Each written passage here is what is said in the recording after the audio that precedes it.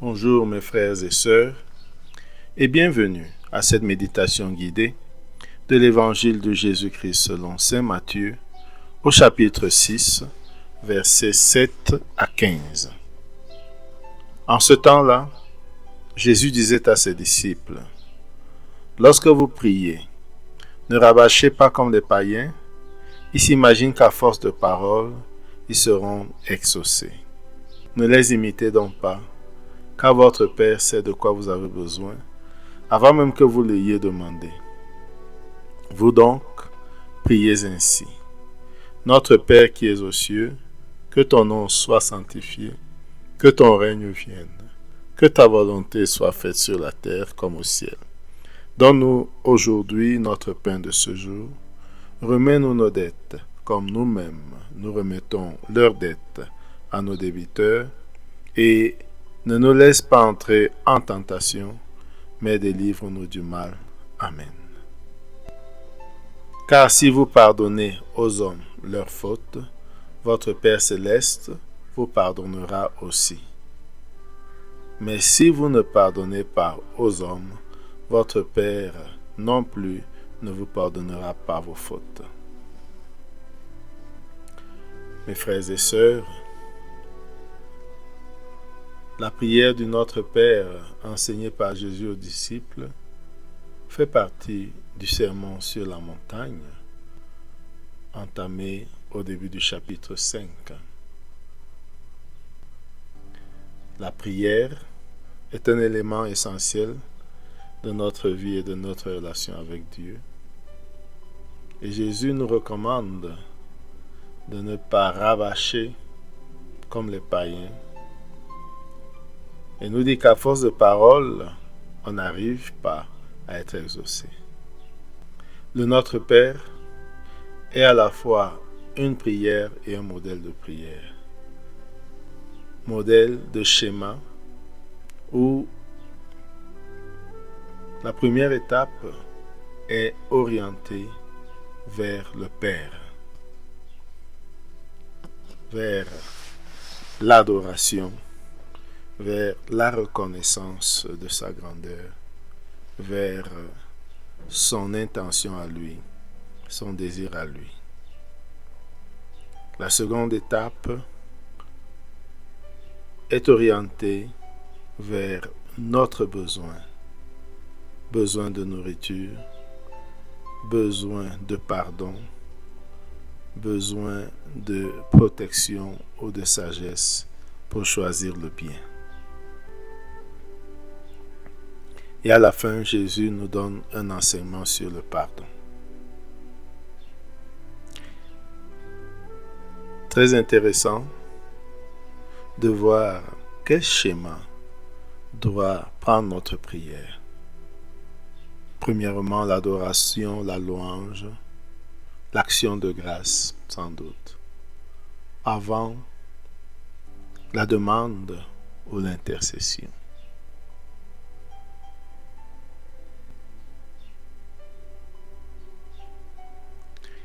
Et être prêt à pardonner pour recevoir le pardon.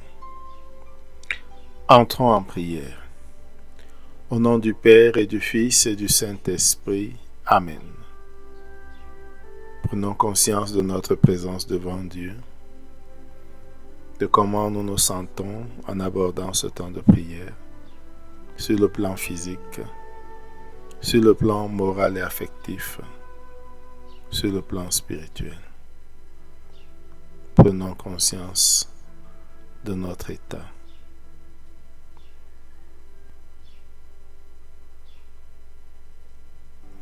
Prenons conscience de la présence de Dieu,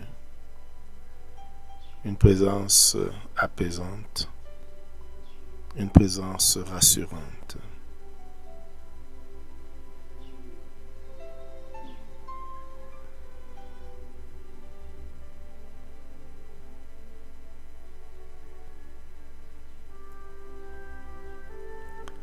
Demandons l'Esprit Saint pour qu'il nous guide et nous accompagne tout au long de ce temps de prière.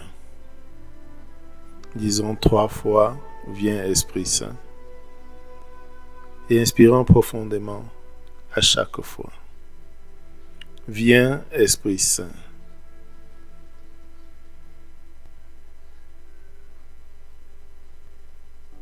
Viens, Esprit Saint.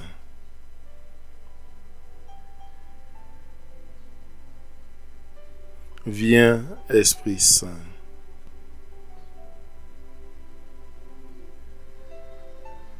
Laissons l'Esprit remplir notre cœur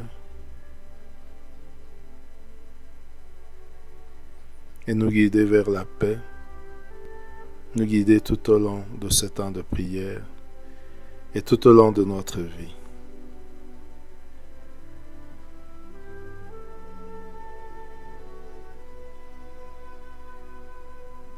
Demandons la grâce du jour, la grâce de savoir prier, la grâce de nous adresser au Père comme il convient.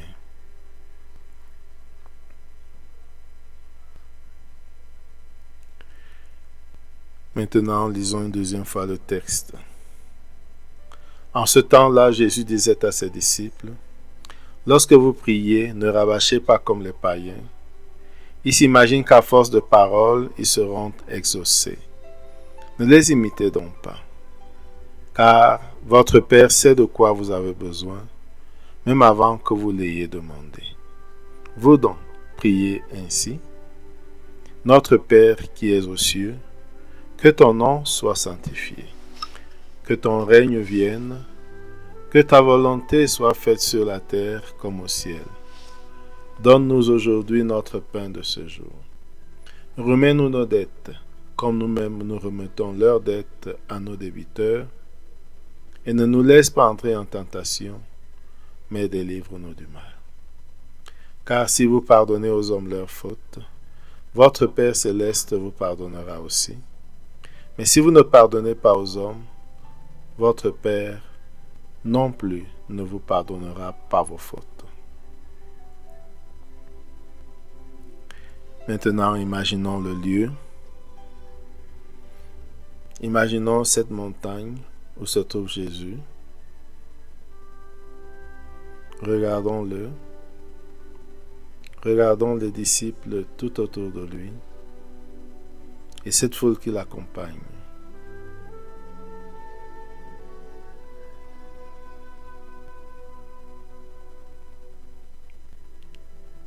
Regardons-nous au milieu de la foule ou au milieu des disciples.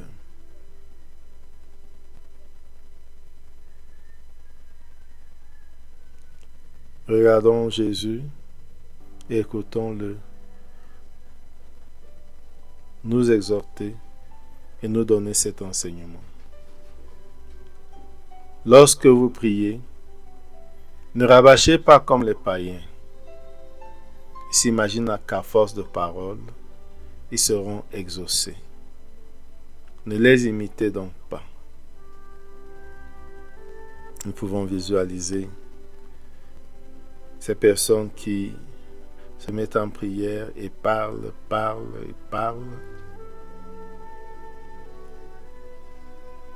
en espérant être exaucés. Écoutons Jésus et regardons-le qui nous dit, ne les imitez pas. Il ne s'agit pas de parler, il ne s'agit pas de rabâcher. De quoi s'agit-il donc? Jésus nous dit, votre Père sait de quoi vous avez besoin avant même que vous l'ayez demandé. Prenons conscience de ce Dieu omniscient, en plus d'être omnipotent. Il sait de quoi j'ai besoin, il sait de quoi tu as besoin, il sait de quoi nous avons besoin. Regardons ce Dieu qui sait.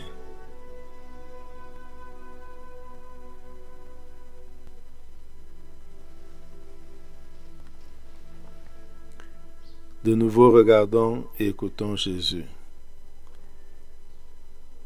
Il nous dit, vous donc priez ainsi. Prenons l'attitude de Jésus en prière. l'attitude d'ouverture au Père. Notre Père qui es aux cieux. Prenons conscience de que nous disons à Dieu, notre Père. Ressentons l'effet que ça fait d'appeler Dieu notre Père. Qui est Dieu? Prenons conscience que Dieu est le Créateur et le propriétaire de tout ce qui existe.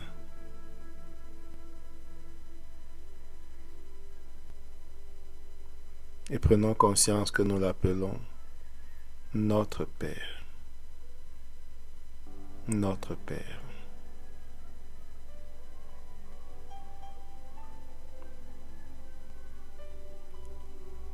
Prenons conscience de ce que cela suscite en nous, des sentiments que suscite en nous le fait d'appeler Dieu notre Père.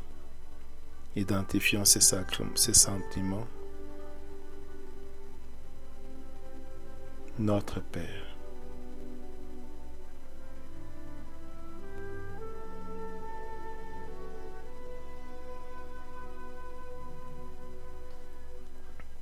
Ouvrons-nous dans cette première étape de la prière à ce qui est bon pour lui, à sa gloire,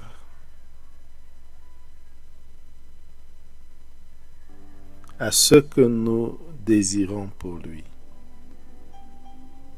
Que ton nom soit sanctifié.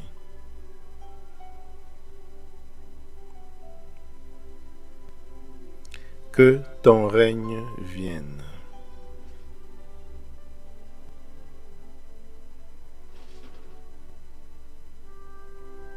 Que ta volonté soit faite sur la terre comme au ciel.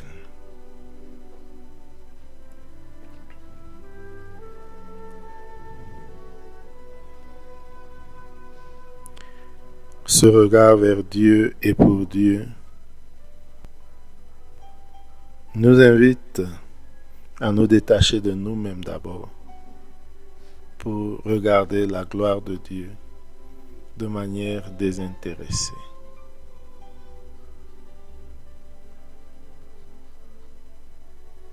Sortir de notre égoïsme pour chercher la gloire de Dieu, le bien de Dieu. Maintenant alors, dans le deuxième point de cette prière de notre Père, m'ouvrir et demander pour mes nécessités. Donne-nous aujourd'hui notre pain de ce jour. Imaginons, visualisons le pain quotidien dont nous avons besoin. Et regardons Dieu nous donner ce pain.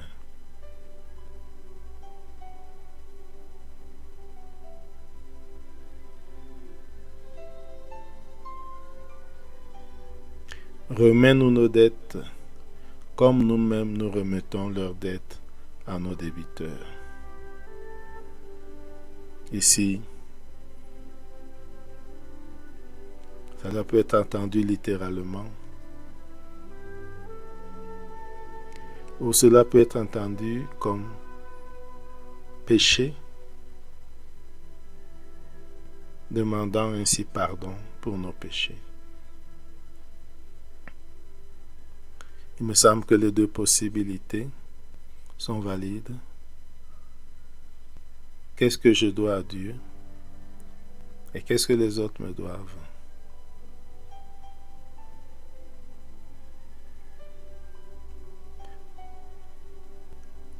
Quel est mon péché envers Dieu et quels sont les péchés des autres envers moi?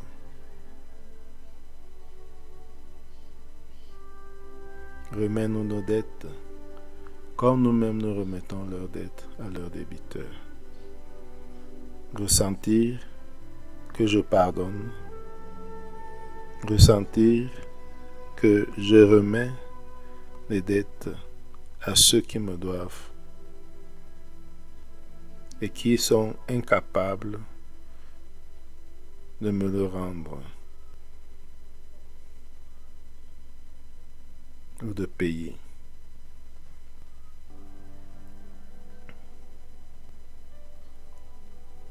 Ressentir la liberté que cela apporte.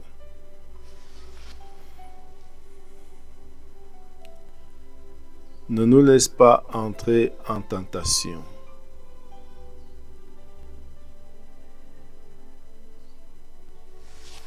Ne nous laisse pas entrer en tentation. D'autres traductions diraient, ne nous laisse pas succomber à la tentation.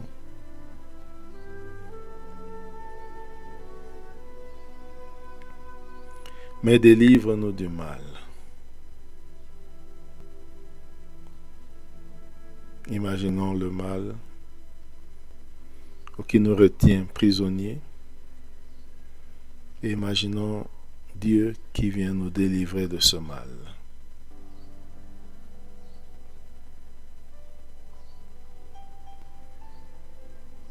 Regardons de nouveau Jésus sur la montagne. Regardons-le nous regarder dans les yeux et nous dire, car si vous pardonnez aux hommes leurs fautes, votre Père céleste vous pardonnera aussi. Mais si vous ne pardonnez pas aux hommes leurs fautes, votre Père non plus ne vous pardonnera pas vos fautes. Accueillons cette parole. Regardons, souvenons-nous de qui nous a offensés, de comment nous nous ressentons après cette offense.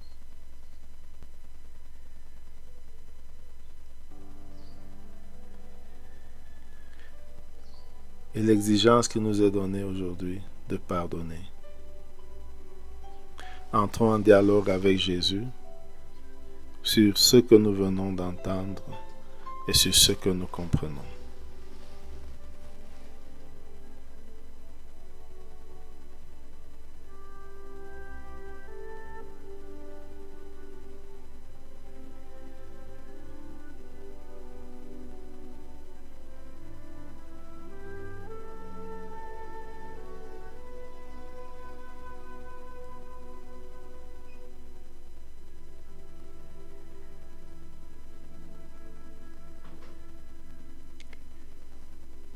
Terminons notre prière par la prière reçue du Sauveur. Notre Père qui es aux cieux, que ton nom soit sanctifié, que ton règne vienne, que ta volonté soit faite sur la terre comme au ciel. Donne-nous aujourd'hui notre pain de ce jour. Pardonne-nous nos offenses, comme nous pardonnons aussi à ceux qui nous ont offensés. Et ne nous laisse pas entrer en tentation, mais délivre-nous du mal. Amen. Au nom du Père et du Fils et du Saint-Esprit. Amen. Bonne journée.